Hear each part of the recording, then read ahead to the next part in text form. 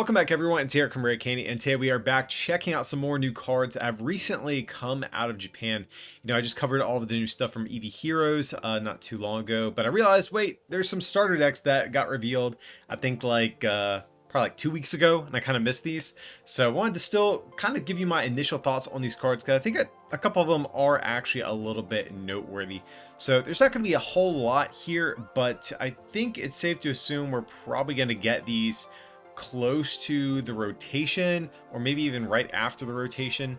These are definitely cards we're not getting in Chilling Reign, so it's going to be a little bit before we get these. So I am kind of curious what cards are going to be legal by the time these release, so that might impact their potential playability. So just keep that in mind whenever we are looking at these. We might lose some stuff, maybe, by the time these come out overseas. And also, before we get any deeper in today's video, if you guys can, remember, smack that like button. It genuinely really does help get this video seen by more people. And also, too, at the end of this video, comment down below. Let me know what cards from these star decks you guys are going to be looking forward to. But let's hop in and see what we're going to be getting here.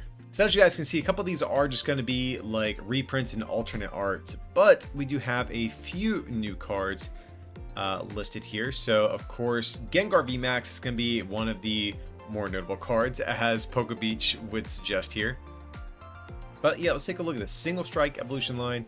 Gengar V, 40 opponents active as asleep, and then 190 takes 30.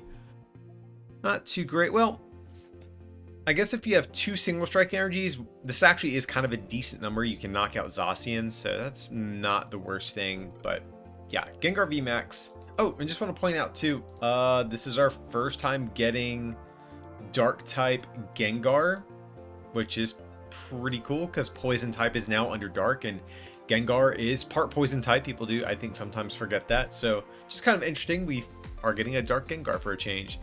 But yeah, let's take a look at this thing. Gengar VMAX. So for 2 Dark Energy, it is 60 times the amount of your opponent's Pokemon V and GX in play. Okay. Is not a horrible attack by any means. It's kind of like the Gallade that we're getting out of Chilling Reign, but a little bit better because Gallade I think only applies to Pokemon V, whereas this does include GX, which is definitely really nice. But then again, by the time this comes out, maybe the Pokemon GX will be rotated. Again, kind of hard to say just yet, but this GX part of the attack might be less relevant as time goes on. And then its other attack, 250. This Pokemon can't attack during your next turn. Okay, so this is a single strike card. So obviously we would be powering this thing up with Houndoom.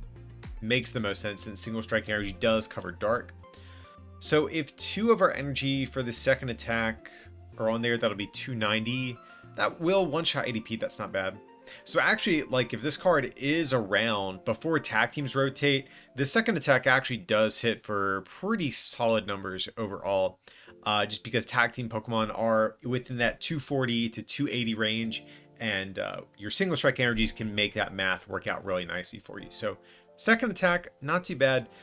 First attack also not too bad either. If your opponent has 6 Pokemon V or GX in play, it's 360 damage, excluding your multipliers from single strike energy. So that's really solid. Let's see. If they have just 4 multi-prizers in play, that's probably kind of a sweet spot because that can knock out tag teams, because that's 240 plus your single strike energies. So they really need like 5 in play to really be taking one-shots with this thing. Okay, so Gengar is kind of okay.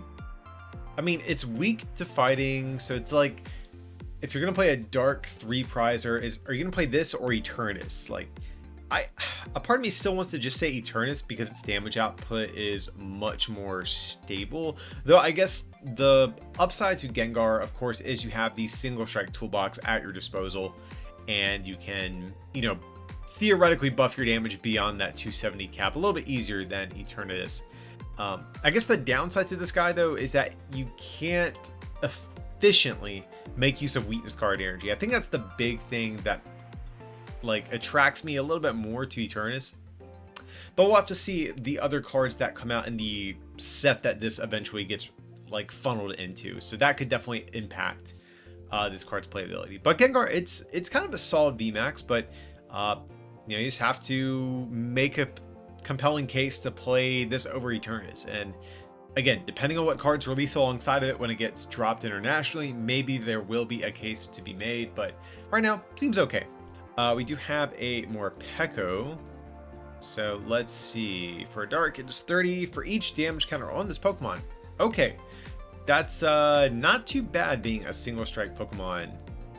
Let's see. So Morpeko here has 50 HP. That means, you know, by default, you can only have 4 damage counters, which is pretty good. That's 2 Houndoom accelerations, and you know, you'll have your Morpeko powered up. So that's what, 120? Executing your single strike energies. Though we do still have Cape of Toughness. So if we throw that down, suddenly Morpeko actually can have, what, theoretically do 150 more damage. So caps out at 270 if you have a Cape of Toughness. And that's excluding single strike energy. Okay, so that actually seems pretty good. I actually kind of like this. This is definitely going to be kind of the Spirit Tomb of the post-rotation format when Spirit Tomb leaves. But we do still have other things. We have Spikemouth still around. So if you want to do a bunch of switching shenanigans, that's another way to easily get some damage counters on your Morpeko. We also have the new Old Cemetery coming out in Chilling Rain. So, you know, that will be able to get some additional damage counters on your Morpeko. So yeah, if we still have Jinx by the time this comes out, which is, you know, that could go either way. Jinx can be another way at manipulating your damage counters onto Morpeko. So I actually think this little guy seems okay. You know, being able to cap out 270, not that bad. I mean, that number does get a little bit worse in a potentially post-rotation format without tag teams, because really the numbers you need to hit for then are really just 220 or, you know, 320 and up. Yeah, I like this little guy. I think you still play this with Houndooms. You know, just Houndoom, single strike energy, a couple of these stadiums that cheat damage counters on your Morpeko and kind of call it a day, really. Honestly, it doesn't seem that bad. So yeah, I kind of like this little guy. Not too shabby.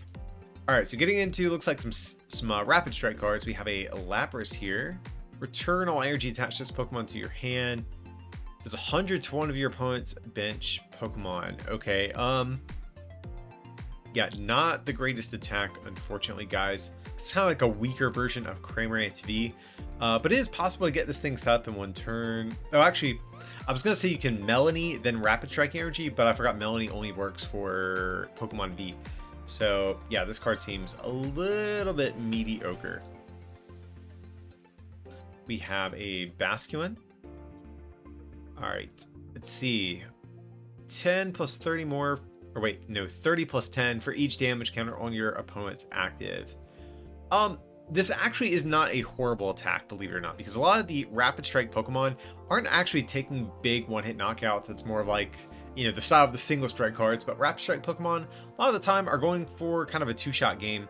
And if you're able to soften up something, maybe with like a Rapid Strike Urshifu, just as an example, if you're able to come in with a Basculin, only give up one prize, honestly, this could be a decent one of. Just because Rapid Strike Energy does provide both energy, that and this guy are searchable by your Octilleries if you want to play that. So this isn't horrible either. So far, the starter deck, like all the cards you've looked at so far, have some degree of potential. Oh no, never mind. The Lapras is bad.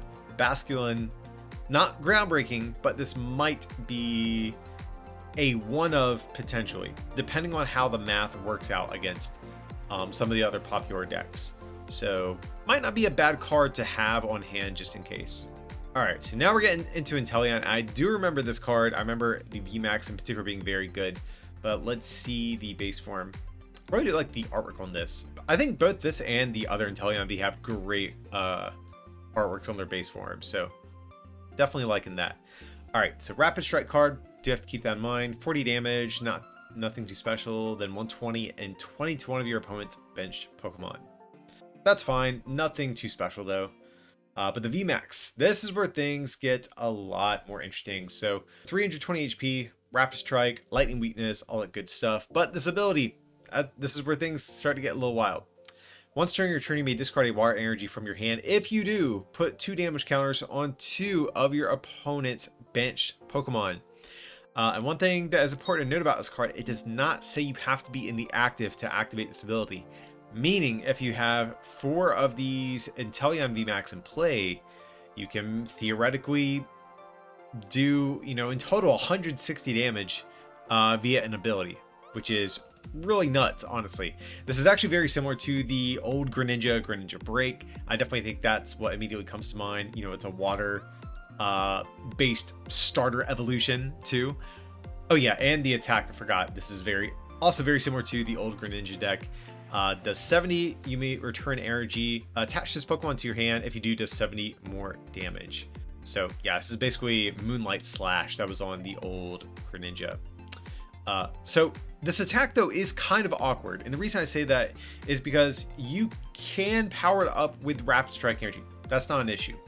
But the issue that I think is present is that the ability needs basic water energy. So like you almost want to play a heavy count of basic water energies to make sure you can always draw into them when you need them. But you also want to play Rapid Strike energy to be able to just slap down an energy and be able to attack in a single turn. So I think that is one of the inherent challenges to building around this card. I think your energy is going to be a little bit awkward, but I guess once you find your first energy or your first couple of energies, you have things like Training Core and energy retrieval to keep recycling them. So maybe it's not a big deal. But that is just kind of a minor annoyance in terms of how the card is designed. Really wish this was just a single water or colorless energy. That would definitely make this attack and ability synergize a little bit better, I think. But yeah, doing 140 for essentially one attachment isn't that bad. That 2-shots tag teams doesn't quite 2-shot VMAXs, but of course the ability is going to kind of pick up the slack in theory. And even if you don't want to build around this guy as an attacker, you could in theory just play this as kind of like a math fixer. Like let's just say, for example, in the Ice Rider Calyrex, forgot the Pokemon's name for a second. In the Ice Rider Calyrex deck, you're going to cap at 250 damage, making you just a little bit shy of one-shotting tag teams. But if you play, maybe like a 2/2 Inteleon VMAX here, getting in that extra chip damage with this ability actually does fix some of that math on those tag team Pokemon, and also puts water energy in the discard pile in the process. So this could maybe be a potential partner for that. I mean, another thing that's nice about this only attacking for one attachment is the fact that this has really good synergy with Cheryl as well. So you can smack your opponent, bounce your Rapid Strike energy back to hand, and then after they smack your Inteleon, Cheryl, heal off all the damage, keep on spreading and doing 140. So yeah, I think this is a pretty solid card. Very excited to see what comes of this. And of course, what other cards get released alongside of it when it eventually comes stateside here, or releases internationally, I should say. But yeah, Inteleon VMAX, definitely a solid card. And yeah, just one more card to look at today. We have Adventurer's Discovery. So it says, search your deck for up to 3 Pokemon V, reveal them, put them into your hand, then shuffle your deck. Okay, so, well, first things first, we do need to point out Pokemon V does include Pokemon VMAX. So that definitely actually radically impacts the playability of this card. But typically up until now, a lot of these sorts of supporter cards haven't been that good since they changed the first turn rules where you can't play supporters.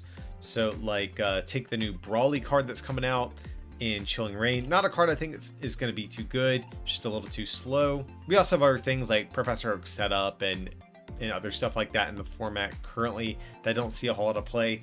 And the reason for that is like these cards typically are best on turn 1. And if you're going second, or I'm sorry, if you're going first, you can't play these cards, and they're just not that good in the late game either. So another issue too is if you want to find these on turn 1, you have to play like a very thick count, since we don't have something like a Jirachi EX or a Tapu Lele GX in play to easily find these supporters. But what I like about this card is that you can get Pokemon VMAX, meaning this does have utility even in the mid and late game. And the fact there's so many good support Pokemon V that are out there, like Crobat V, Kricketune V, Eldegoss V, etc.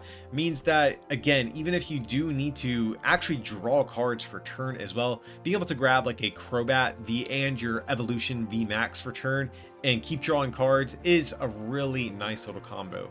So I actually do like Adventurer's Discovery. I think this card actually does have potential. Maybe it sees play in Eternatus. I think that is a possibility, since, you know, you can always grab, you know, you have a million Crobat V in your deck, you can always grab your Eternatus plus a Crobat, or like a Liepard as well to get rid of tool cards, whatever it might be. So yeah, this is a card I don't think is going to be in like every deck, but I actually do think this, maybe it's a little bold to say at this point, but I can actually see a world where this does see play. So this is probably one of the better forms of this type of supporter that we're going to have. So yeah, actually kind of a solid card. And today I'm surprised, all of the cards we looked at, generally speaking, other than maybe the Lapras and maybe the Basculin, Basculin to a lesser degree, of course, been pretty playable. So again, just to kind of reiterate here, we don't know when we're going to get these cards just yet. They're not going to be in Chilling Reign. They could be in Evolving Skies. We just honestly have no idea yet. Maybe they'll be funneled into an even later set. We just have no idea yet. And by the time they get released, we might even lose some cards in the rotation. So we'll have to see what's going to happen by the time these come out. But I still wanted to give you guys my early thoughts on these, because I actually do think, surprisingly, this pool of cards was pretty solid that we have here. But yeah, guys, let me know what you're thinking. Out of the two VMAXs, which one do you like better? Do you like the Gengar? Do you like the Inteleon? Sound off down below. Let me know what are your thoughts about these new cards that we're going to be getting. That's going to be it for today's video. Of course, guys, if you did enjoy today's content, smack that like button, subscribe, and turn on those notifications. That way you'll be up to date whenever my next video drops. And if you want to take your support to the next level, you can also, of course, always become a patron at patreon.com/rarecandytcg, or pick up some merch over at rarecandytcg.com. It would mean a lot. But as always, thanks so much for watching, and I'll see you next time.